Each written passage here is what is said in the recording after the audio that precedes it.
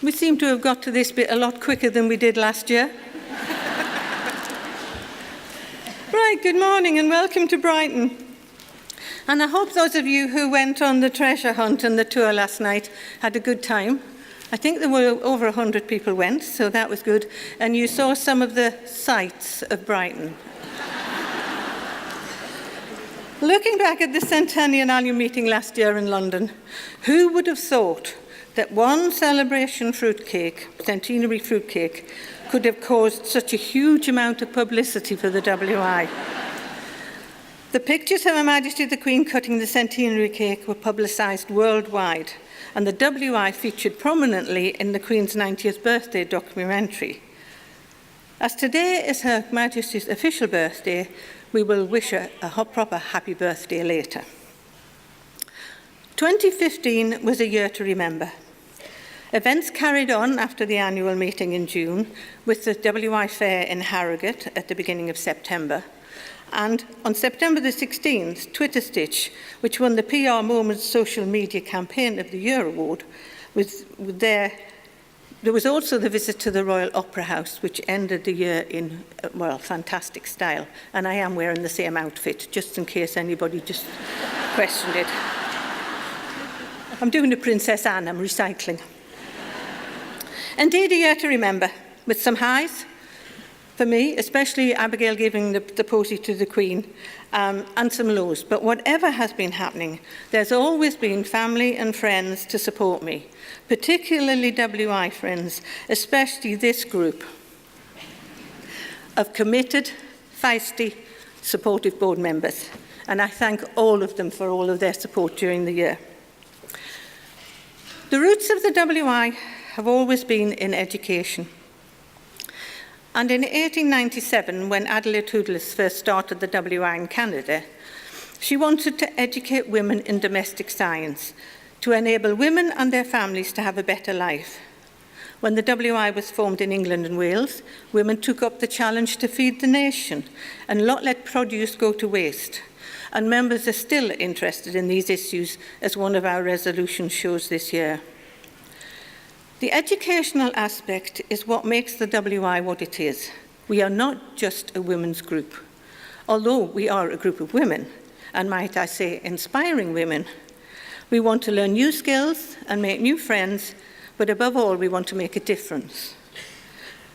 The WI plays a unique role in providing women with educational opportunities and the chance to build new skills, to take part in a wide variety of activities, and to campaign on issues that matter to them and their communities. The success of the WI depends on all three parts of the organisation: the WIs, federations and the National Federation, working together, and the membership subscription provides essential funding for all of that work to be done. To fill our aims and objects, we need to ensure that every member has access to everything that the WI has to offer. Now, I know many of you are waiting to hear what I have to say about Denman, and there have been some misconceptions around, and I'll try to put the record straight. Denman was bought to provide education for WI members in a safe and comfortable environment, in a time when many women were unsure about travelling alone, let alone staying in a hotel or B&B. It still provides a haven for members and non-members to learn new skills and form lasting friendships. The campus has increased in size considerably over time, and the cost of maintaining the buildings and the grounds has risen accordingly. I think this is a perfect opportunity for me to tell you that the NFWI Board of Trustees, which includes 3 Denman guides and a number of Denman hosts, would you put your hands up, those of you who are involved greatly with Denman, we are supporting the Save the Denman appeal led by Christine Hounslow and her team, which began after the Denman Ambassadors Conference in November. When Christine came to the Denman Committee in January with her proposal, she was given the go-ahead by the NFWI board to start a member-led fundraising appeal. We are doing all we can as responsible trustees. We must look at the situation from every angle. A large deficit caused us to look once again at the financial viability of Denman. This is not the first time that Denman has struggled financially. The courses are great, with the increase of the number of brochures going out to the members, which are updated with new courses.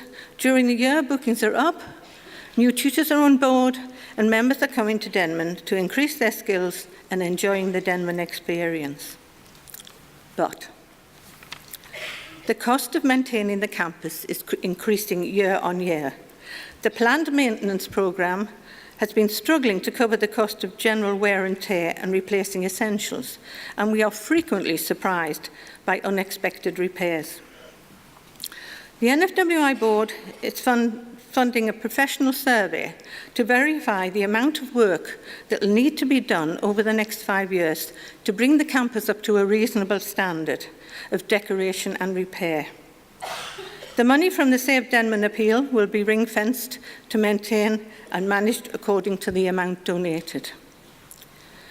Many of you have already given generously to the appeal, and I'm sure WIs and federations will continue to have events to support Denman. As NFWI trustees, we support Denman both as trustees and as individual members in our own WIs and federations. Today, we have organised a bucket collection with the help of some of the Denman ambassadors and guides, and they will be around at lunchtime and at the end of the meeting. £1 from everybody would be a substantial amount towards the Save the Denman appeal, but I just would like to add this is a voluntary thing. I'm not asking everybody to give £1. I'm just saying there'll be a bucket if you'd like to put some money in it. If you don't find a member with a bucket and you would still like to donate to Denman, then maybe you can have a collection on the way home in the coach. But not all members are able to or want to go to Denman. In fact, only about 3% do go. The NFWI board must also ensure that opportunities to learn in the broadest sense are available to all members should they wish to access it. What other way is there for WI members to learn new skills and share their experiences? Well, 3 years ago, we restructured 2 of the NFWI committees, Education Federations Board and Membership and Training, to 5 stand-alone committees: Cookery, Craft, Science and Leisure, Membership and Training, allowing us to focus in more detail on each area and what it has to offer. We have a newly appointed Food and Cookery Advisor, Victoria Murphy, Floral Art and Horticultural Advisor, David Martin, and Claire Spender, our Craft Advisor, has been with us for some time, while Helen Neal coordinates the science and leisure activities. The membership committee is supported by Karen Gumbel and Sophie Page, and Val Watson oversees the running of the training committee. All these committees are chaired by a member of the Board of Trustees. When I became a WI member, I'm sure it was the same for many of you, we taught each other how to knit and crochet and make the perfect Victoria sponge. We shared our skills in each other's homes, helping with childcare, while other WI mums were able to do Federation Day workshop days. I'm sure we can still share that knowledge in this way, but technology has made sharing and learning very different. Very soon, the Cookery Committee will be launching the WI Food Club, aimed at members who wish to take part in food-related activities and share their love of food and recipes with others. Also, the website, it's a very popular area, will be some new features, short skills videos, menu of the month, member recipe of the week, all coming soon. So get yourself geared up for Healthy Eating Week in June 2017. Alternatively, have you ever wanted to knit or stitch a spoon and have it dipped in porcelain? I'm sure you all have. The Craft Committee is working on a project with the Salisbury Museum to encourage members to attend workshops and create a spoon. And do you remember the Kingston project and the fashion show last year? Well, we will be working on a new project coming soon, linking with the Norwich University of Arts BA Honours Textile and Manchester Metropolitan University Textiles in Practice. Again, working with technology, have a go at projects have been created especially for you to download and to have a go at a new craft. So go on, download a new project and try something new. If technology is not your area of expertise, we can always print off copies and send them to you. So we still can have hard copy if you wanted. Look out for more Have a Go short films. These feature projects might help inspire a craft evening in your WI or in your group. Did any of you go on the driving skills at Wroxall Abbey, hosted by the Institute of Advanced Motorists? We're well over 100 ladies there. Oh, there she is. One of them did anyway. Work will continue with the WI and the Institute of Advanced Motorists to bring further driving opportunities to members. Federations and WIs have taken the challenge with the usual enthusiasm, with events such as skydiving, pop mobility, rock and roll dancing, all to be organised for National WI Sports Week, which will take from the 12th to the 18th of September. So we have Healthy Eating Week, Sports Week, knitted spoons dipped in porcelain. What else does the WI have to offer? Well, we do actually continue to offer Federation workshops on communication skills, IFI training, trustee training, also workshops for Federation chairmen, treasurers and membership chairmen, all held at Denman. Federation digital team leaders help WI members with all things digital, from getting on the Moodle to finding out how they can use their smartphone. Find out how to create your own digital story. Perhaps your Federation centenary celebrations by using one of the step-to-step interactive courses on the Moodle. Or perhaps your WI Federation archivist would like to attend the Archivist Conference in Denman in November. Due to popular demand, there have been 4 members' open days organised for the end of November and the beginning of December, and we're looking forward to welcoming members to the WI headquarters. All Kinds of Opportunities is a new project launched in November 2015 following the success of the Inspiring Women conferences. NFWIs will come to Federation and WI events to share information about the work of the NFWI with the membership. There needs to be a minimum of 50 members in attendance, and this might be an opportunity for 1 or 2 new WIs or federations to bring together a group of new members together to find out more about the WI and what there's on offer. All travel and accommodation expenses of NFWIs will be covered by the NFWI because they want you, we want you, to have the opportunity to find out more about what NFWI means to you. Thought you might be interested to know that since the 1st of January 2015, there have been 60,194 new members. And the total number of WIs is now 6,000. Yeah, well done, everybody. The total number of WIs is now 6,375. We have 394 NFWI associates, 76 new ones since January of this year, and the total number of members on the MCS, including dual members, is 226,402. So well done, everybody.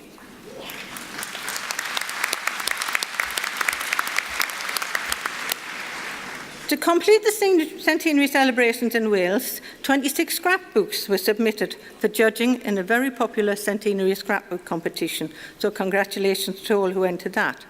In October, 7 members and 2 staff members represented NFWIs in the Cardiff Half Marathon. And we're delighted that all 9 finished the event with no injuries. In November, the White Ribbon campaign, Not in My Name, was again successful, and for the first time, NFWI Wales organised a candlelight vigil. Wales continues to work with the public affairs issues and alongside the public affairs team in London. We've got 2 resolutions to discuss today, and the public affairs team, led by our new head of public affairs, Emma Holland-Lindsay, continues to work on campaigns. I know many federations are still supporting the Save the Honeybee campaign, and the second Honeybee Summit will be in November.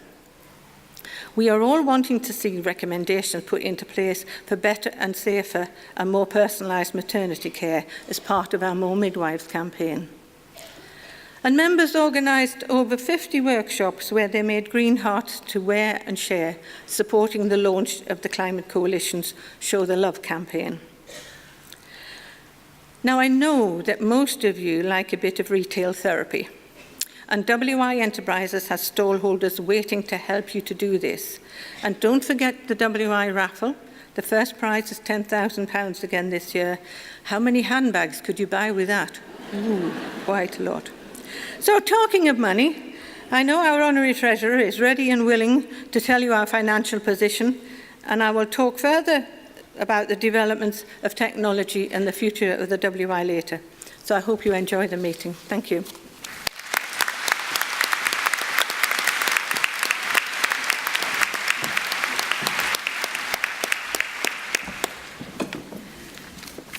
Right, we now come to the financial section of the meeting, and Julia Roberts, our Honorary Treasurer, will speak of the accounts of 2014-15.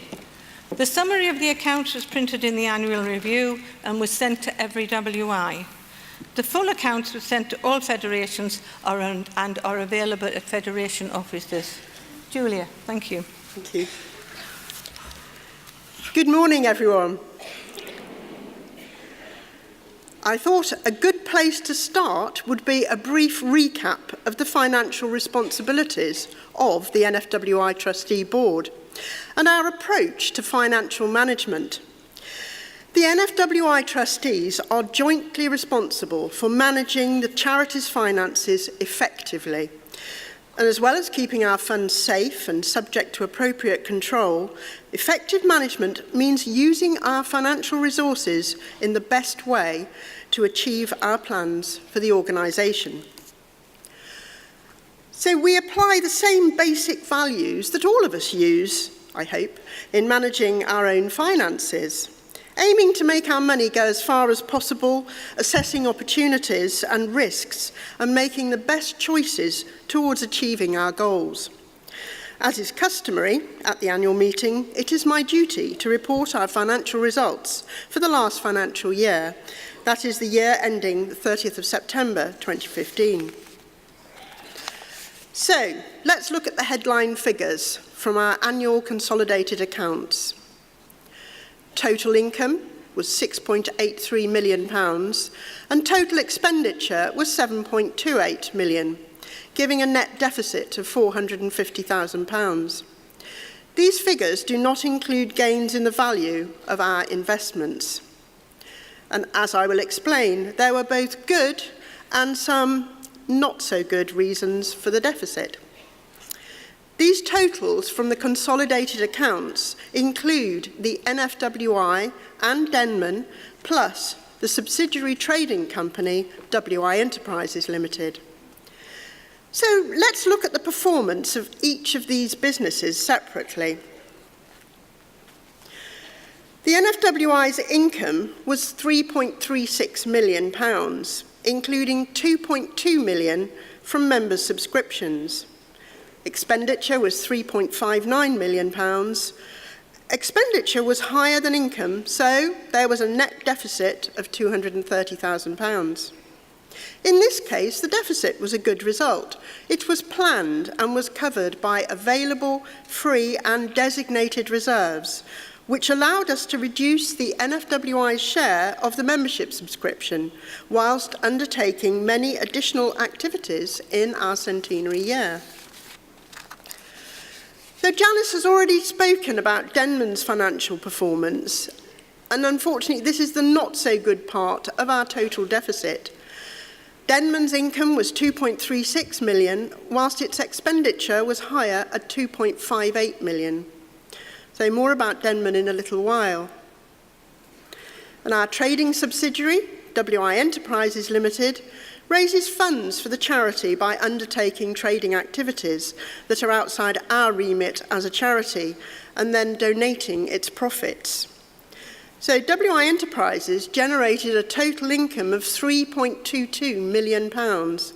This included payment by the NFWI for WI Life magazine of £6 per member for 8 issues, totalling £1.28 million in the year.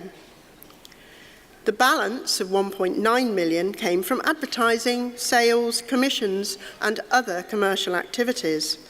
So total expenditure was £2.51 million, giving an overall profit of £720,000, which was donated to the charity as gift aid. Now, if you're like me and you enjoy mental arithmetic, and you've added together the income and expenditure of the 3 business areas, you will see that the totals are greater than the income and expenditure totals from our consolidated financial statements that are shown. But, of course, our 3 businesses provide services to each other. The NFWI pays WI Enterprises for WI Life. Both the NFWI and WI Enterprises pay Denman when they use its facilities, and WI Enterprises donates its profit back to NFWI and Denman. So these charges are included as income in one business and expenditure in the other. However, when we consolidate, we are treating the NFWI and its subsidiaries as a single economic unit. So we take out all the intercompany transactions. So now I'd like to just talk about Denman. Denman is part of the NFWI charity with its own funds that are ring-fenced within the charity. And our aim is for Denman to be self-supporting from the fees it charges for educational courses and the other income it earns from sponsorship and additional fundraising activities, such as hiring the premises to other organisations. Now, this chart illustrates the concerns the trustees have about Denman. The dark green shows the funds held in land and buildings. This is based on the historic cost, as shown in our accounts, and not the market value. But the point is that these funds are tied up in fixed assets. The lighter green shows Denman's other assets, mainly investments and cash. And as you can see, there has been an overall decline in Denman's funds over the years, which the trustees feel cannot continue. No business can continue to make losses indefinitely. And our policy has been that we do not subsidise Denman from members' subscriptions, as we don't think it would be fair to subsidise the, as Janice has said, the small but albeit very passionate minority of those of us who go to Denman from subscriptions paid by the majority of our members. And the survey of members' views on Denman that we carried out in 2012 showed that at that time this was in line with most members' views. And I hope that many of you out there will know that I love Denman. I attend courses when I can, and I'll have to apologise now to Staffordshire Federation because those of you who are going on Monday, I'll be there with you. But as well as being I'm also a volunteer college host, but I'm also clear that as an NFWI trustee, I must look at the big picture and with my fellow trustees consider what is right for the whole WI membership. And I'm really proud of the range and the quality of courses that Denman provides, borne out by our guest feedback. To continue to attract members and non-members to Denman, we also need to provide a well-equipped, comfortable environment and a level of customer service that is conducive to learning and relaxation. And Denman needs to earn enough income to cover the costs of this. So to give you more idea of the challenge, this slide shows a breakdown of the costs of running the college compared with target income for this year. As Janice has told you, fortunately the bookings are up this year and the income covers the costs with a relatively modest surplus. However, many of the costs, including staff, are fixed in the short to medium term, and if bookings should decline, the savings are much lower than the reduction in income. We can reduce the food we buy, but we can't so easily reduce the catering staff or the running costs of the buildings or the other staff we employ. In addition to these operating costs shown, Denman needs to spend a further £100,000 this year and every year on major non-routine maintenance of the buildings and grounds. The board is very grateful to the members who have set up the Saving Denman appeal to provide funding towards these costs. And without this, Denman would have to earn increased operating surpluses to cover long-term maintenance. However, to be sustainable in the longer term, we also need you, the members, to make use of Denman so that its annual income at least covers its operating costs. And ask anyone who's been to Denman and they will tell you what a rewarding experience it is. So, moving on from Denman to something that concerns us all, membership subscriptions. My favourite topic. So the NFWI Board of Trustees is concerned with the financial health of the whole of the WI, and the annual membership subscription is an important element. The subscription is decided each year by the NFWI Board in consultation with National Council. The WI has always been based on the principle that everyone pays the same, and our aim is to find the right balance between keeping it affordable and at the same time ensuring all parts of the organisation have sufficient funds to be successful, offer members a great experience and make a difference to our communities.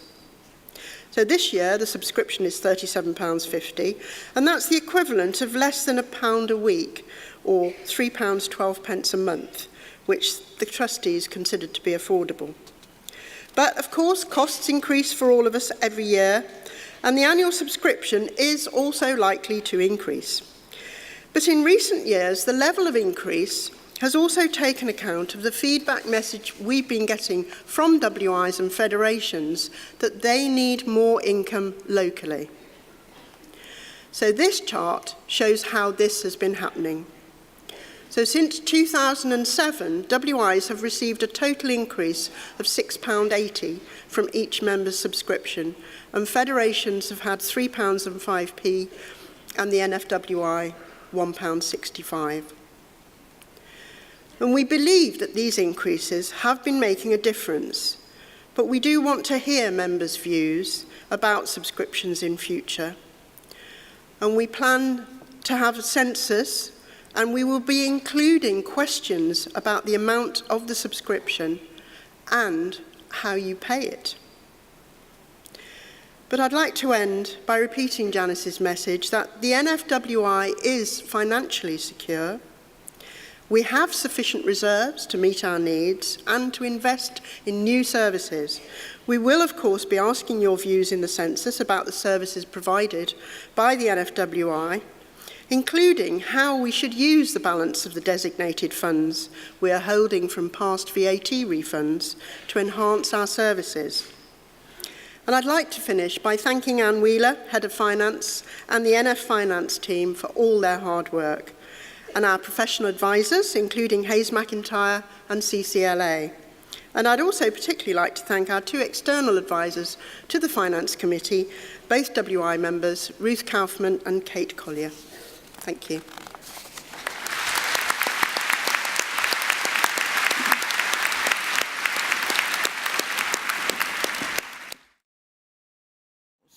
So I'll read the resolution on appropriate care in hospitals for people with dementia. We call upon Her Majesty's Government and the NHS to provide facilities to enable carers to stay with people with Alzheimer's disease and dementia that may have been admitted into hospital. The resolution will now be proposed and seconded. Gladys Archer, member of Norley WI Cheshire Federation, will propose the resolution. Gladys.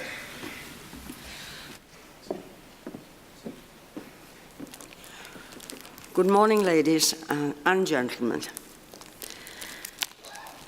When people with Alzheimer's or another kind of dementia are admitted to hospital for an unrelated condition such as a broken bone or chest infection, they are admitted onto a general ward, an assessment ward in most cases, where there is no appropriate provision for them or their carer. For these people, admission into a busy, noisy environment by staff without their carer present can be catastrophic. The trauma caused can be irreparable, and in some cases, the result is that person being unable ever to return home. The premature deterioration of these patients can place additional financial strain on the NHS purse, with an increasingly ageing population and an expected increase in incurable conditions like dementia. Any proposal resulting in cost savings should be considered. The objective of this resolution is to make the government and the NHS fully aware of the urgent need to provide facilities to enable carers to stay with people with dementia while they are in hospital. Providing facilities could include changes like providing units in hospital that are specifically designed around the needs of people with dementia and their carers, and welcoming carers outside visiting hours. It could also mean making sure nurses and other staff are aware of the importance of access for carers and have training in dementia care, as well as providing the right equipment. The proposal has many benefits. The input of the patient's family into their care plan is paramount, as they know their loved one best. Listening to and involving carers ensures a better quality of care for dementia patients. Caring for acutely ill dementia patients is challenging, it is demanding, and it is time-consuming. It also comes with a cost. But involving carers can bring about a quicker recovery, ensure the patient is discharged more quickly and returns home, saving the cost of care in a nursing home. To conclude, this proposed revolution would be beneficial all round to the patient, medical staff, carers, family, and the NHS purse. Thank you.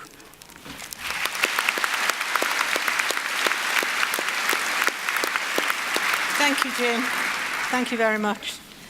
Our first expert speaker is Brett Terry, Director of People and Organisational Development at the Alzheimer's Society, and who will speak in support of the resolution. Please welcome Brett.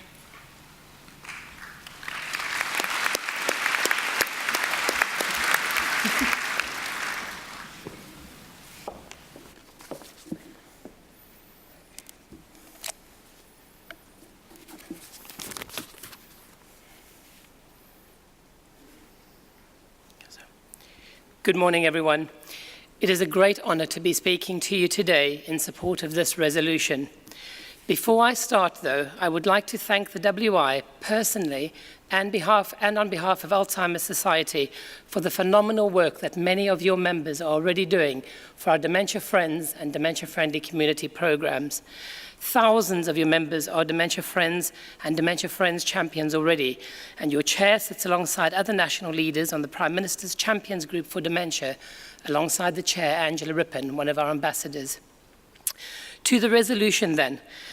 Today, 850,000 people are living with dementia, and there are a further 670,000 people caring for someone with dementia.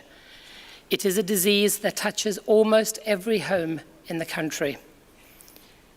Finding out you have dementia is a life-changing moment for the person living with dementia, for their loved one, for their friends. It means the plans you made, the future you thought you had, will not be so. Dementia devastates lives. In 1979, two people with extensive experience of caring for loved ones with dementia discussed this pressing need to raise awareness and improve the quality of care, support, and information for people with dementia and their carers. They decided something needed to be done, something needed to change. This led to the creation of Alzheimer's Disease Society, which later became Alzheimer's Society. And we have spent the past 37 years working to bring dementia out of the shadows.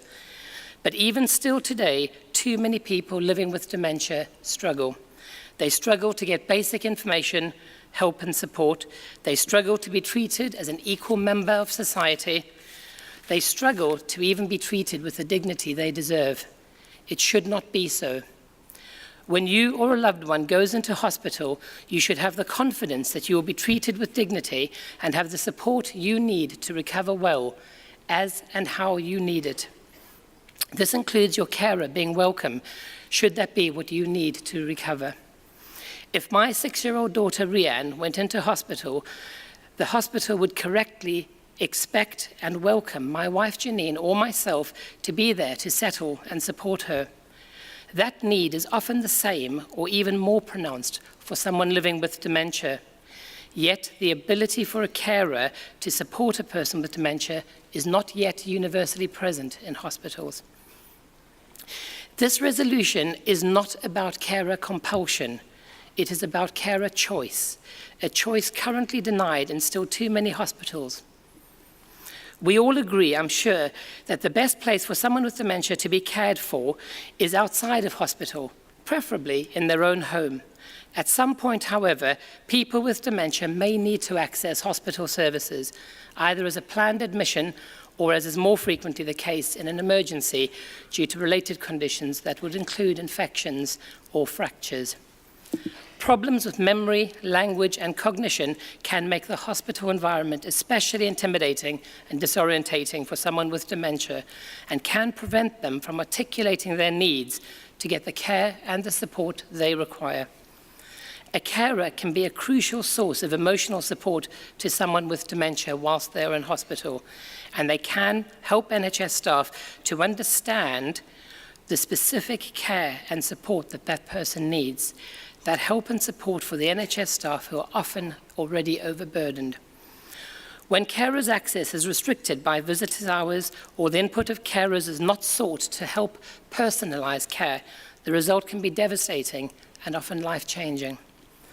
If a person becomes weak from dehydration because they haven't articulated that they are thirsty, or if they fall and break a hip because they weren't helped to the toilet, this can be the difference between being well enough to return to their own home or being discharged to a residential care home. In any hospital on any day, up to half the beds are occupied by someone living with dementia. Following a series of negative reports to our helpline, Alzheimer's Society launched an investigation into the quality of care that people with dementia received in hospital. The findings, published in our Fixed Dementia Care Hospitals report, were shocking. In our survey, we found that 92% thought hospital environments were frightening for the person with dementia. 57% said they felt people with dementia were not treated with understanding or dignity in hospital. and only 2% reported that all hospital staff understood the specific needs of people with dementia. We heard people with dementia were being treated with excessive force, not properly supported to eat or assisted in choosing meals, not provided with water in a way that they could drink it, not given the right pain medication or medications in the correct form, left alone on wards or busy A&E departments for hours at a time, left in wet or soiled sheets, left at risk of developing infections from lack of focused personal care. And we heard that people with dementia were denied visits from their family carers. This is why this resolution matters so much. To change this, we must listen to patients and we must listen to carers. A safe hospital is one where carers are welcomed and included, not one where they are shut out. So today, my ask of you is this: help people affected by dementia make this change. John's campaign, started by Nikki Gerard and Julia Jones, who is here with us today, have begun some really important work to secure carers' rights to stay in hospitals. But as our report shows, there is still a long way to go. The WI does and can uniquely do what no one else can. You bring national campaigns and initiatives alive by enabling, demonstrating, and demanding local action on the ground. We need you to help us hold hospitals to account so that no one with dementia gets second-class treatment in hospital. In return, I promise that Alzheimer's Society will give you the information and the support to enable you to make the difference you already do and will continue to do. 3 people are diagnosed with dementia every minute in the UK. That's 15 people during the discussion and the debate of this resolution alone. Your positive voting for this resolution today will help give them better and more personalised hospital care in the years to come when they inevitably and regrettably need it. As you consider your vote, please ask yourself 2 questions. If not us, who? If not now, when? Thank you very much.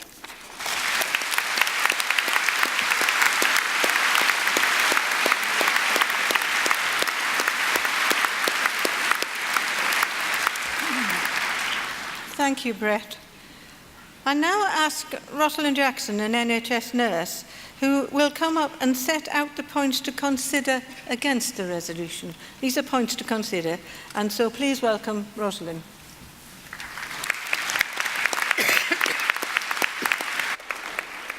Good morning. It's a pleasure to be here at the annual meeting, and thank you for the invitation to speak. I've no doubt that everyone here today knows someone with dementia, whether in their own family, amongst friends, or in their wider communities. Many of us will have supported those we love through diagnosis, seen the impact on daily lives, or even struggled to get the right care in place.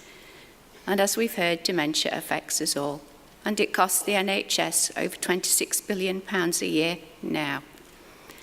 We've already heard from our expert speaker, proposer and seconder, who've made the compelling case for ensuring that people with dementia do get proper support in hospitals.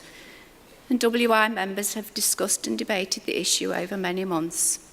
And it's clear there is a huge strength of feeling to push for improvements in the support of people with dementia and their families. WI members, I'm here today not because I'm against the resolution, but because I believe we can do much more. I'm sure that we all agree that improving dementia care is an urgent priority. But I do not believe the resolution under discussion today is the right approach to resolving all of these issues. I'll set out some of my reasons for this that I believe you should consider. I've had 39 years' experience as a nurse within the NHS, and I work with some of these vulnerable patients in the hospital setting. We must consider whether this resolution is realistic in the current financial climate. According to the National Audit Office, the NHS is facing a £22 billion black hole in funding within the next 5 years. We know that many NHS trusts are already in deficit, and all the signs are these deficits will continue to grow. Yet the NHS faces greater pressures than before. Long-term health conditions requiring ongoing treatment, and there's increasing risk with diabetes. In this context, I believe it's important that delegates consider the full implications of providing facilities for carers in hospital wards, both in terms of the demands on NHS staff and also on wider resources available to that hospital. Providing facilities for carers would place additional burdens on our already stretched health service. This may require some wards to make substantial changes to their policies or ward layout, which will be costly, and perhaps something the NHS can ill afford at this time. Open access will overstretch our staff as it is, and it's very difficult at night when the teams are even smaller. Much progress has been made. Many hospitals and many NHS staff are going the extra mile to make sure people with dementia do get the right care and that their carers are welcomed as outlined in the NHS Constitution. In my own hospital, we already operate extended visiting hours. We welcome help at meal times for you to support your loved ones. Our staff restaurant is open to visitors at lunchtime, and our library has reminiscence boxes and twiddle mittens. We have excellent resource packs provided by the Alzheimer's Society. These are small but meaningful steps towards better care for patients with dementia. And there are many tools to help us as nurses care for patients with dementia. One of these is this personal profile document, This Is Me, which was created by the Alzheimer's Society and endorsed by the Royal College of Nursing. This tool enables information about the patient in hospital to be recorded, needs, preferences, likes and dislikes, and can help us as healthcare professionals deliver care that is tailored specifically to the person's needs and reduce their distress. We've already heard about John's campaign, so I won't speak on that. In Wales too, there's been positive news. The Older People's Commissioner has endorsed the principles of the resolution, and he went even further by recommending that patients with dementia who do not have a carer be allocated an independent advocate while they're in hospital. I ask you to consider whether the efforts of 226,000 WI members are best used on such a narrow resolution. We know that this is a great challenge, and we in the WI, in England, Wales and the islands, are uniquely placed to take action. I am concerned that focusing on such a narrow resolution that addresses only access for carers in hospitals, we could be missing an opportunity to push for bigger and broader change. This resolution treats only the symptom, not the cause. It only allows us to campaign for problems when people with dementia end up in hospital. We cannot push for action to prevent people being admitted in the first place. But all the experts agree that people with dementia should be treated in their local communities as far as possible and not the hospital setting. I know as an NHS professional that not all nurses receive dementia training as standard. And I think the members need to be pushing government to ensure that everyone supporting a person with dementia is properly trained and aware. This resolution does not allow for this. Diagnosis takes time, and our social care system is simply not meeting the needs of people with dementia. Ensuring good care and support with people for dementia requires action on these issues and many, many more. We need to look at the whole picture, not one part, in order to see what needs to change. We need all parts of society to come together to address this dementia challenge. We need to see changes not just in our hospitals, but in our communities, our villages, our towns and cities across the UK. We all need to make a positive impact for dementia, from local government, civil society, businesses, as well as the decision makers in Wales and Westminster. All of us here today want to see this change happen so that everyone can live well with dementia. But by passing this resolution, I believe the WI would only be looking at one part of the picture and would miss an opportunity to campaign more widely and to achieve a real change. Please, I urge you, think again.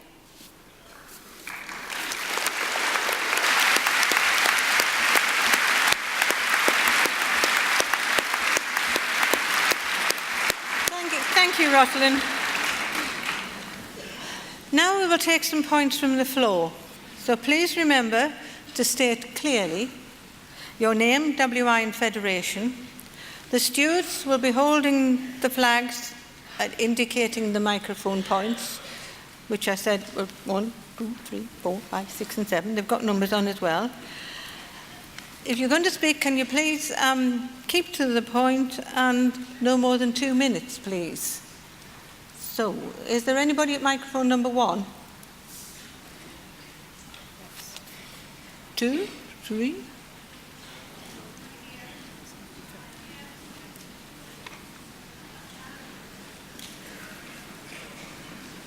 This never works. Oh. There's some number 4. Ladies, thank you for letting me speak. My name is Brenda Wilkinson, West Yorkshire Federation. I find myself in a very difficult position. Emotionally, I agree with everything that's been proposed. I also agree with everything that's been refuted. My background, I work as a social worker with people, with their families and individuals who have dementia. My concern is this. We will have carer compulsion, not carer voluntary care. What we need to prevent people falling in hospital, what we need to prevent them being dehydrated, are good quality nursing staff, trained, funded and provided in our society. We are rich, we are not poor. Yes, people should live in their communities with dementia, but it's not always possible. When you see the reality of dementia, you realise how bad it gets. 2 things happen when I tell carers that their loved ones should go to hospital or a care home now. They feel guilty, but they feel immense relief. Do we then want them to think they have to go 24/7 to the hospital to look after them? No.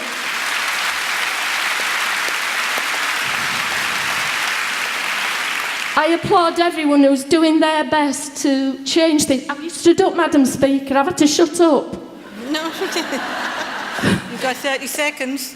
I don't want to carry on too long. I just want you to know that I agree with so much and I'm so mixed about it. But please don't compel carers to go in and think they've got to make up the shortfall in our NHS. Please. Thank you. Thank you.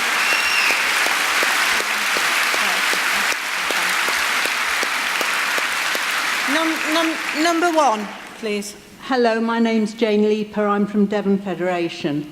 I wasn't going to make any contribution to this debate, but what Brett said brought back some very, very personal memories for me, which I want to tell you about. My father had Lewy bodies dementia, which is related to Parkinson's disease. He was taken into hospital with a very minor condition, constipation, which is a side effect of Parkinson's. Over the next fortnight on a general ward, he was denied his Parkinson's medications. As a result, he deteriorated. He kept pulling out the drip, which was providing him with liquids, and as a result, he became dehydrated. Nobody attempted to put the liquids back. He was not fed. And eventually he died of dehydration. My mother, during that time, had been forced to try and get water into him by using all of the visiting times, feeding water into his mouth with a teaspoon. There wasn't even enough space by the bed for her to get a chair there. I support this resolution. I am now the main carer for my mother who has Alzheimer's, and if she has to go into hospital, they'll only get me away with her by using a pickaxe. Thank you.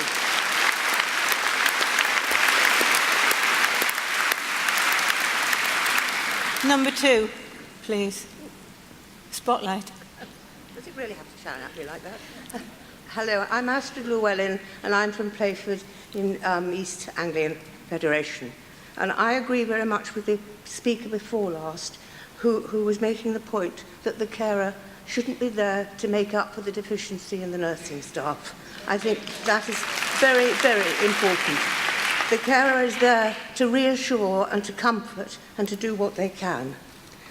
I don't know whether it's realised that it is already mandatory to the NHS to give support from the It is already mandatory for the NHS to allow people to come in and support people who have some sort of a disability. This is not just Alzheimer's or dementia. This could be somebody with a learning difficulty or similar thing. But it seems to me that while the carer is already exhausted and unaware of their rights so often, what they need is support and education to facilitate them to look after their loved ones. We shouldn't be going to the hospital because they should already be doing it, allowing people to come in. But I think the Alzheimer's Society and all the other wonderful bodies should be helping the carer to make certain that they can get the rights that they need to look after their people. Thank you. Thanks very much. Number 3, microphone. Hiya, Susan Sutton, Newborough WI. My granddaughter was scalded when she was only 18 months old. My daughter was immediately stayed in hospital with her.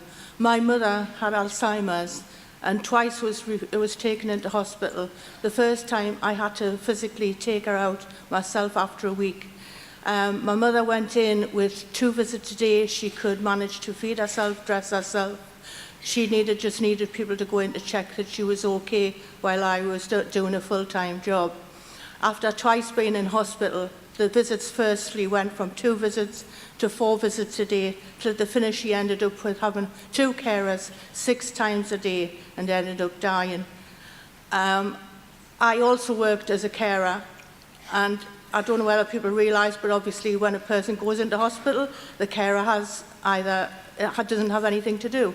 I don't see why they can say that one thing for my granddaughter was one thing and something for my mother, who had spent all her life bringing up her children, was denied something else.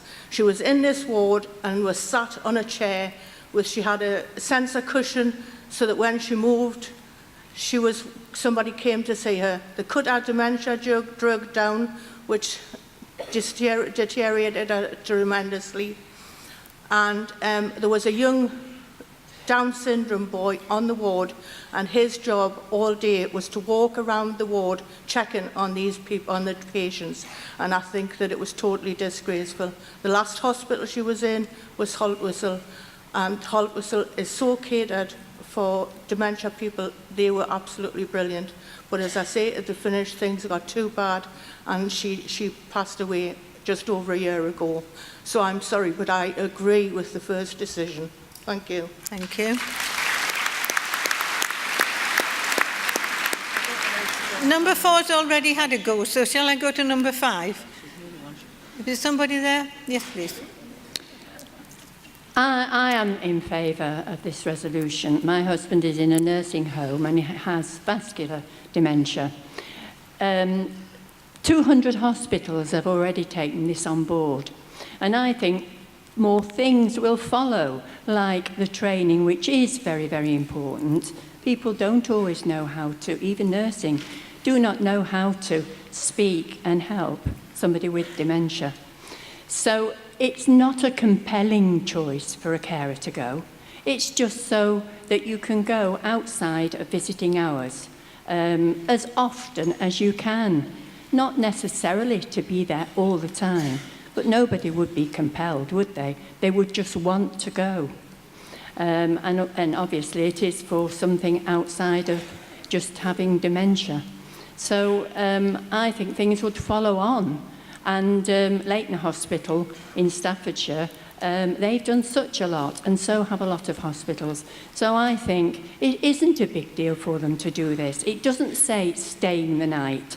It just means to be there, and it would mean such a lot to the person that you love. And it wouldn't it would be a rest for some carers because they perhaps wouldn't choose. They couldn't perhaps go. In the nursing home, one of their staff couldn't go and stay with my husband all the time. Me and my daughter would go, and we'd know we could go as often as we wanted to. So I think that it should go ahead, and I don't think it would make an inroad into expense. Hospitals can only do what they can do. Thank you. Thank you. Thanks very much. Is there somebody at number 6? No. No, 7? No, right, I'll go back to number 4 then, because I think there's somebody there. We're forming a queue over here. Oh, right. Okay. I'm president of Bingley Five Rocks. I'm voting for the resolution on behalf of my Link WIs and my own WI, but I'd like to bring a personal thing to this. I'm a GP. I work with patients who have dementia, but I also see the effect on carers. And I also have a wider view of this because I've worked for the local CCG, and I've also worked on medicine for the elderly wards that have dementia units attached to them. I'm against this resolution. I'm against this resolution. I agree with the speaker, who was very brave and stood up there, that this is a very narrow resolution, and it could completely obliterate the wider question. And the wider question is that it is known that if you change the environment of a dementia sufferer, so move them to hospital, move them to a different environment, it upsets them. And what we need to be doing is we need to be having early conversations with the dementia sufferer, with the family of the dementia sufferer. We need to be putting forward resolutions to try and increase public awareness of powers of attorney, including powers of attorney over health decisions. And people need to be making those decisions early in a dementia patient's life. And what that does, it's not a nice conversation to have, but it's the same type of conversations that we have to have with patients who are under palliative care. And it allows the dementia patient to be involved in their own care. What I have seen, and this is a personal thing, a friend of mine's dad died on Sunday from a dementia-related illness, but he was involved at the start. He was asked what he would like to happen. He did not want to go into hospital. I'm sorry, can you just sort of wind up, please? He did not want to go into hospital, and that's where I stand. We need to be looking at pre-hospital care, not what happens in the hospital. Thank you.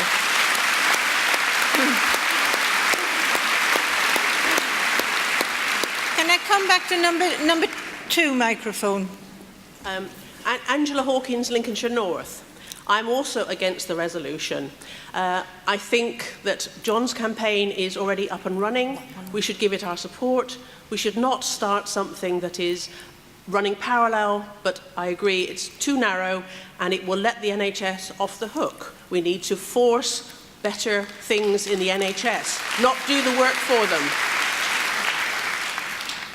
Thank you. One more. So, number 3, got a flag waving? Yes.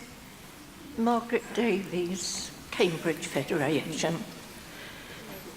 My husband died in a nursing home of a dementia-related illness, and I could stand here and tell harrowing stories, really harrowing, of the type of care that he suffered over a number of years in various establishments. Hospital was undoubtedly the worst, but I'm not going to dwell upon that. I'm still very emotional after very, very many years. But what I would like to say and point out is that my brief here today is to vote for the resolution. However, I agree that it's far, far too narrow, and I would put amendments to it. Often a person going into hospital, particularly from home, gives a carer really, really essential respite. The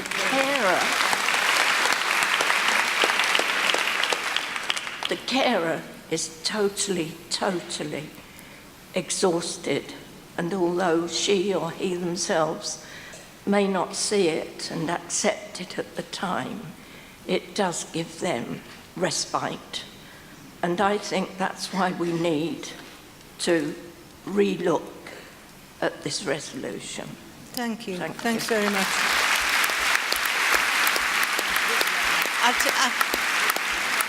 I mean it now. I will just take one more because there's a lady been standing at number 4 for forever. Yes, thank you. Thank you so much. Thank you. I have worked as part of a hospice at home team, so my background is in palliative medicine. And also I have moved from the south of England to the north of England because I want to keep Mum at home, having as good a life as she can, and she has dementia. And I've heard everything, and I agree with everything, and it's very confusing. But what I would like to say is that I could be the best nurse possible, and that has always been my aim. And so I've worked with a lot of people in their homes with dementia and also within the hospice environment. But I don't know them. Now, I will do everything I can to keep Mum at home.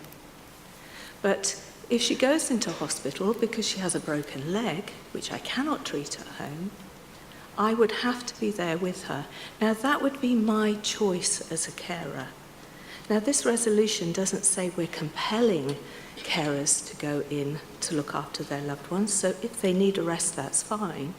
But me personally, I would want to be with Mum because my aim is to keep her living as well as she can at home. And if she comes out much more confused, much more anxious and unhappy, then I failed her. You know, that means that my burden of care is going to be increased. So I would go, yes, I'm grateful that my WI and the WI I'm representing has voted to go with this resolution.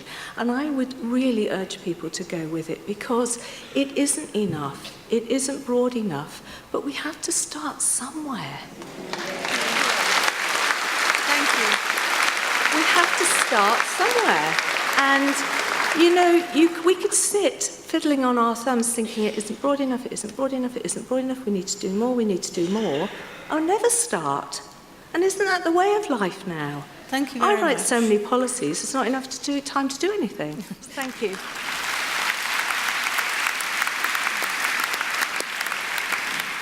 Yeah, I think you're right. There's never time to do everything that you want to do. And unfortunately, we have run out of time. So I can't take any more speakers from the floor. Because I'd like to introduce our speaker for this morning. Rona Alison Fairhead, CBE, Chairman of the BBC Trust, is the first woman to hold that post. She was born in Cumbria and educated at Yarm Grammar School near Stockton-on-Tees in the northeast of England. You can't keep a northeast girl down, can you, really? And she attended St Catherine's College, Cambridge, where she was president... Oh, my goodness. She was president of the university's Law Society before graduating with a double first in law, BA, and later obtained a master's in business administration from Harvard Business School. Rona's career is varied and impressive, and I would feel I would be name-dropping if I mentioned Morgan Stanley, British Aerospace, Short Brothers, Imperial Chemical Industries, Pearson's plc, HSB Holdings. And in August 2014, Rona Fairhead was the preferred candidate for the chairmanship of the BBC Trust, officially taking on the BBC Trust role on an acting basis on September the 9th, 2014. She's married with 3 children, and Rona is a qualified pilot, and her hobbies are flying and scuba diving.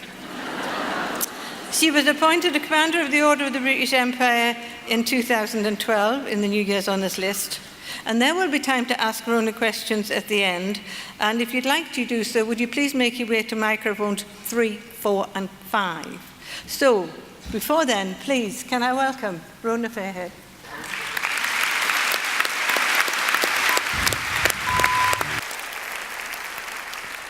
So I take it you enjoyed that. I couldn't resist showing it. There were some of my personal favourites, and it's particularly special to have Her Majesty the Queen on this, her official birthday. Janice, thank you, and thank you to all of you for inviting me here today. I'm really honoured to be here. Because in so many ways, our organisations have much in common, and I really mean that. We both want to make a difference. We care about shining a light on the issues that really matter. And it goes without saying that we are both very clearly independent.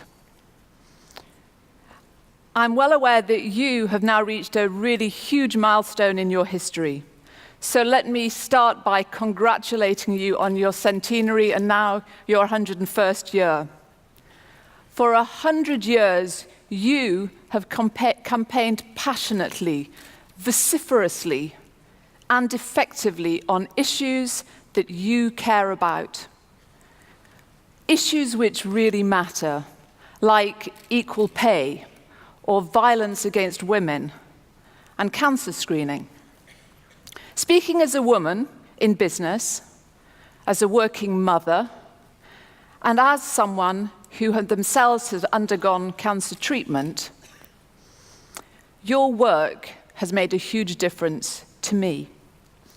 Just like your work has made a huge difference to so many thousands of women of all ages, all over the country, and from all walks of life. Now, our organisations may act in different ways, but as a member of the WI, you want to inspire people. To do that, achieving a sense of real connection is vital. And I know that's true of the BBC. For me, the connection started when I was really young. I remember watching Valerie Singleton and of course Petra and Shep on Blue Peter. As a girl, I had a veritable menagerie of rabbits and guinea pigs. And what I learned from Blue Peter's Frida the tortoise was how to look after my children's own tortoise, Kevin. Although sadly, Blue Peter never did tell me how to discover whether it was a him or a her. And in fact, Kevin was a she. But as you know, connection isn't just one-to-one. Connection's about families. It's about friends. It's about our country. Growing up in the northeast in Stockton-on-Tees,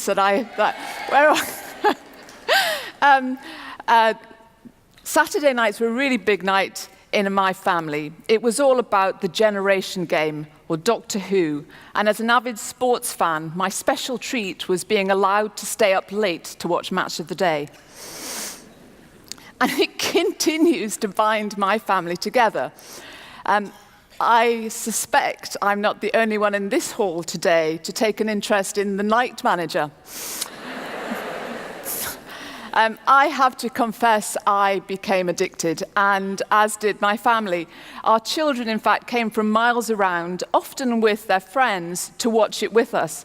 It was so compelling. And so that actually when the final episode happened, it coincided with the first day of our family holiday in France. And I have to say, we gave really serious consideration to postponing that holiday. So the BBC has inspired me too. Kate Adie, like me, grew up in the Northeast.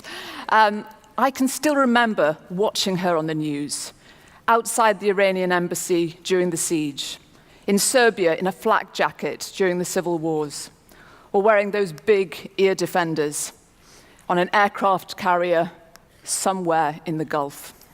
Cool and a fire, always world perfect.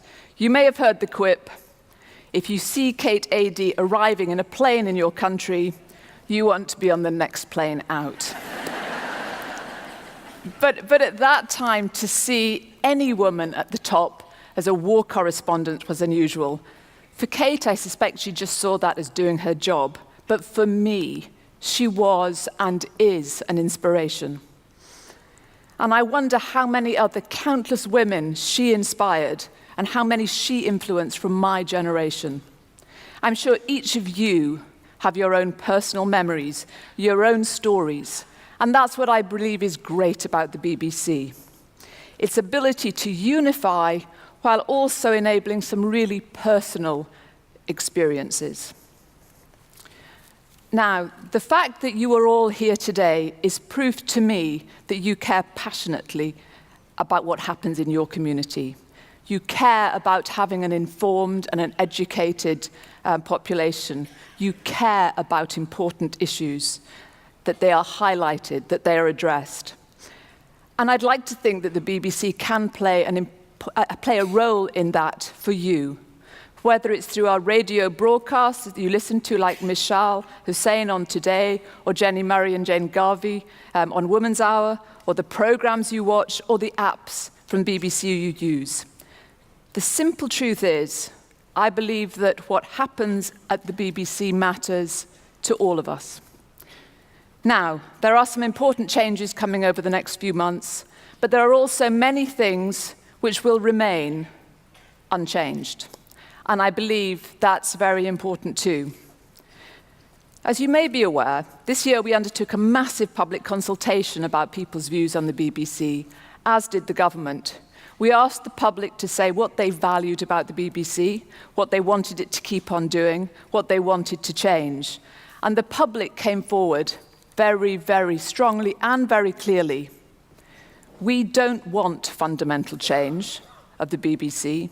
We want you to continue to do what you've always done, to inform, to educate, to entertain.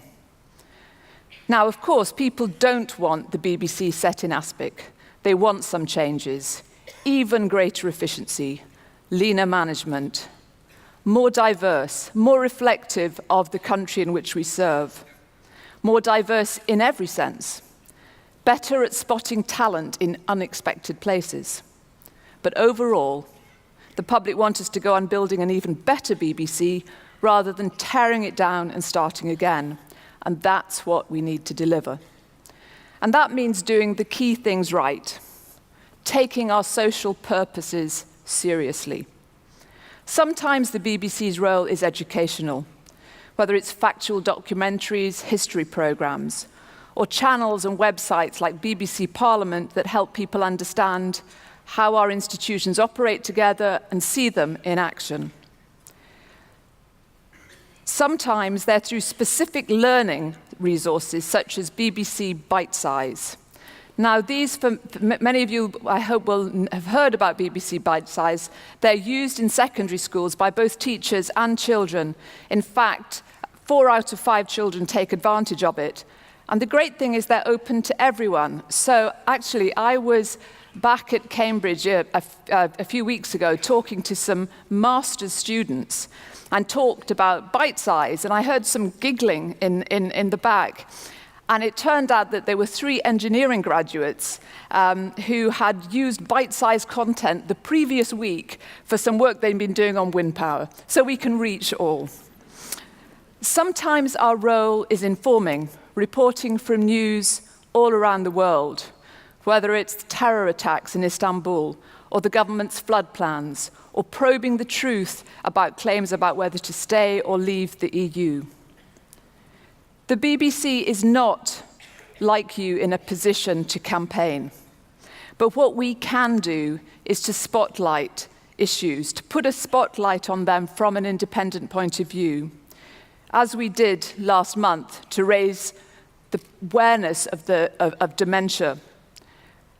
Or take the issue of domestic abuse in the home. The BBC addressed it in 1966 with Cathy Come Home, and it's doing it now in The Archers. And what that programme has done is to spark a debate about domestic abuse in the home more than anything I can remember in recent times. Sometimes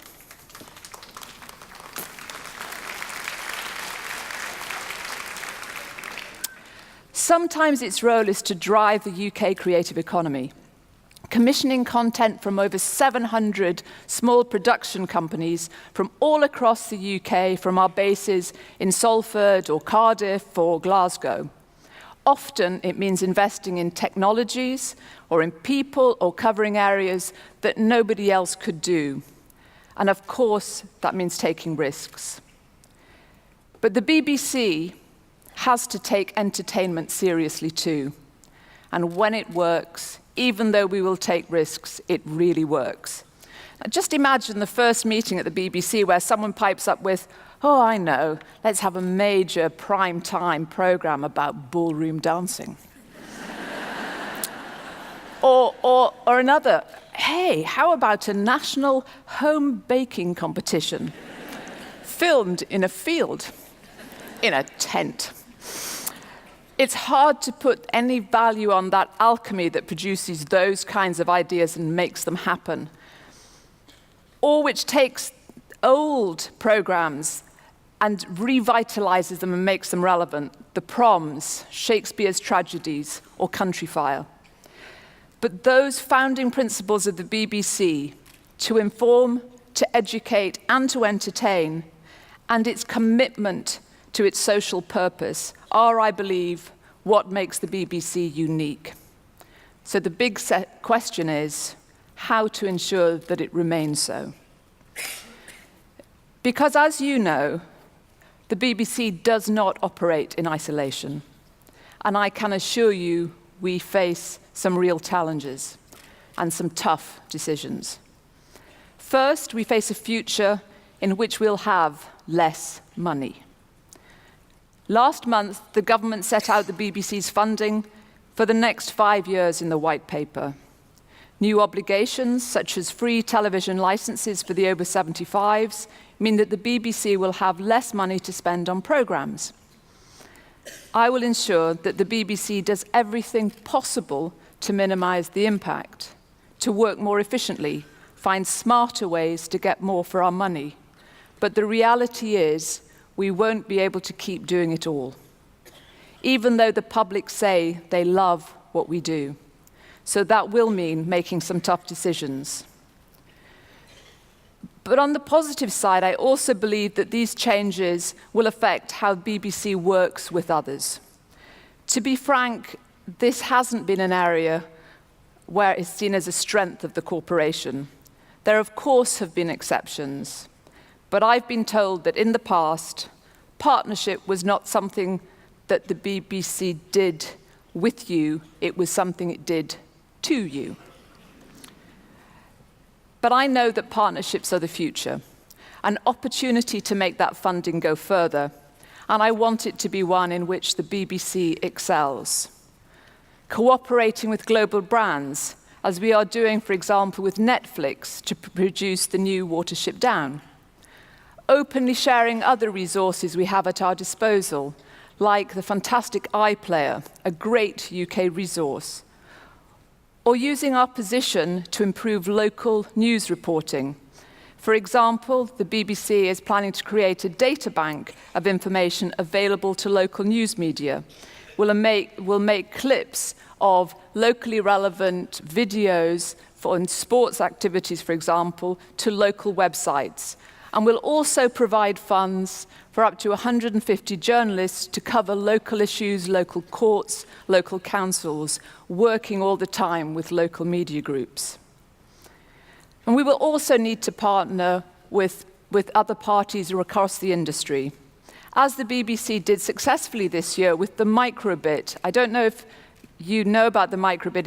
It's a little device that we're giving to every Year 7 child in the country, and its basic role is to help them learn how to code. This was done by the BBC partnering with 29 other organisations, including BT, Google, Samsung, and many others. And another big partnership idea that the BBC wants to pursue is the Ideas Service. Partnering with the great art institutions in this country, organisations like the Tate, or Opera North, or Edinburgh Festival, as well as the fantastic universities and scientific institutions that are world-class in this country that we can make sure that we partner with, the benefit of our public. Second, we face a world of choice. A world where new technology is exploding, a world where there are more channels, more social media platforms, more devices competing for your time than ever before. So we need to respond, to adapt, to invest. We need to use that technology to work with you better, to make sure we keep providing you with what you want in the way you want it, to help to personalize the experience you get, to be a trusted guide, to help you access the new, the unknown, the surprising. So if you're watching, let's say, Wolf Hall, you're guided to the history of the Tudors on the website, to Hilary Mantel's books via Radio 4, or to William Byrd's music on Radio 3. Each of those platforms is yet another springboard to yet another fresh discovery. And there's another opportunity created by new media, and that is the opportunity to enable, not just instruct, and to involve even as we teach. Take Springwatch on BBC Two. I don't know how many of you are following Springwatch. Well, I feel incredibly lucky because I spent last Thursday, just a couple of days ago, with the team at that beautiful RSPB nature reserve at Minsmere in Suffolk. And I have... Oh, God! And I have to say that it absolutely rekindled my sense of wonder for nature. And I am not alone. This year, 90 million people have logged on in social media to follow Springwatch in some way, and 5.5 million of them have actively got engaged by posting or tweeting or commenting on some of the activity. The program has recruited tens of thousands of people from across the country to track the onset of spring. In that process, we have discovered that spring travels up our country at 1.9 miles an hour. Okay? We've discovered, and this was completely new to me, a little bird called the Arctic tern, probably no bigger than no heavier at least than your mobile phone, has traveled 90,000 kilometers to return to the UK. But as importantly as that discovery, the audiences are finding out for the countryside for themselves, not just watching pictures, but getting inspired to get involved, like the 2-minute cleanup of the beaches. They become participants, not just consumers. And isn't that what being active in this life is all about? So I envisage a fundamental shift from the BBC being a dispenser of things to an enabler of people. I want to make sure that the BBC produces things that the audiences will love and cherish. And that would provide, in this wild west of media, that most precious of things: a trusted brand, a mark of quality. But of course, not everyone is online, and not everyone is enabled quite yet. In fact, more than half of all TV and radio viewing will continue to be live for some time. So the challenge for the BBC will be how to ride both those horses within budget, to keep pace with technology, but for our trusted channels and radio stations to continue to excel. Dramas like Dr. Foster or The Line of Duty will still be shown on primetime TV as they have always been. The Archers will continue to delight audiences on Radio 4. The BBC must continue to provide something for everyone. But there are also challenges. There are also changes, which brings me to the board. A board which I have been asked to lead. This is a new board which will start in January. It is an enormous privilege, but it's also a big responsibility, because the new board's role will be to ensure the management is held to account in terms of quality of output, in terms of the way it manages its risks, and in how it spends the licence fee money. But crucially, the new BBC board, like any company board, must remain focused on its primary duty, and that duty is to its shareholders. And for the BBC, the shareholders are the people who, like you, pay the licence fee and make the BBC possible. And this sense of responsibility to the public keeps the BBC grounded. Now, I have kids, so I stay grounded. I used to come home at the end of my day, and my son took it upon himself to give me a new screensaver when I returned home. And I remember one day distinctly, I had just been promoted, I'd chaired this conference, and I was feeling quite pleased with myself. And on that screen that day was this picture of a tractor on top of a telegraph pole. And the caption read, "Just because you're at the top doesn't mean you're useful."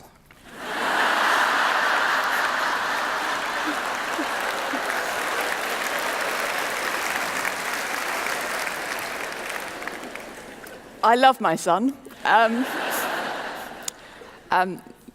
But it is a fair point. The BBC needs to stay useful. And one way I believe we can achieve this is by staying even more connected with the public. During the charter negotiations, we undertook, as I said, enormous consultation with the public. We commissioned research. We held our audience councils and used them to get views into the BBC. We held public seminars all across the country. And this engagement allowed us to ensure that those views, the views of you, the licence fee payers, were taken into account by the government. So as we put this new board together in the coming months, I want to bring some fresh thinking about how we listen to and respond to the needs of our audiences, all our audiences. I want us to think differently about how we connect with everyone around the UK, take their temperature, act on their concerns. Something you, as members of the WI, know all about, having done so successfully for over 100 years, creating a genuine feeling that each individual still has a stake in that whole. So I am keen to hear more from you and from others about what lessons we can learn. But there's one final point that I have to make, and this is one that I mentioned at the very beginning. Independence. Because it matters. Everything I have said about that alchemy that makes the BBC possible rests on one thing: the principle that the BBC answers to the nation, not the state. As an organisation, we must have editorial and creative independence, with no scope for interference. And that means financial independence too, certainty of and stability of funding, the ability to generate an income, and autonomy on how it might be spent. This means ensuring more clear water between the government and the new BBC board, a board which, for the very first time, will be responsible for the whole direction of the BBC, including editorial decisions. It matters to the public, and it is something which we will continue to fight for. So that brings me to these closing thoughts. I believe that the future of the BBC is about much, much more than simply delivering great programmes. We have a mission, chosen by the public, to inform, educate, and entertain. And we have a responsibility as an independent, national institution to fulfil broader social purposes. I hope you have confidence that we have heard you, and that you will stay connected with us, that you will continue to challenge us when you feel that we merit challenge, and that you will support us in staying true to that mission. And as we explore new ways to continue the dialogue with audiences, I'd like you to be involved as BBC users, whether that's participating in research or attending public seminars or using technology differently so that we can understand what it is you're looking for. And my hope is that you will want to encourage others to do the same, not just within the WI, but also across your own families, your own communities more widely. That dialogue and that connection matters. So if we can keep that connection alive and well, then we can look forward to a confident BBC and an open BBC. A BBC that can continue to play an important role in our national life and earn respect and, yes, love, not just here, but all around the world. And that, I believe, will be an achievement of which we can all be proud.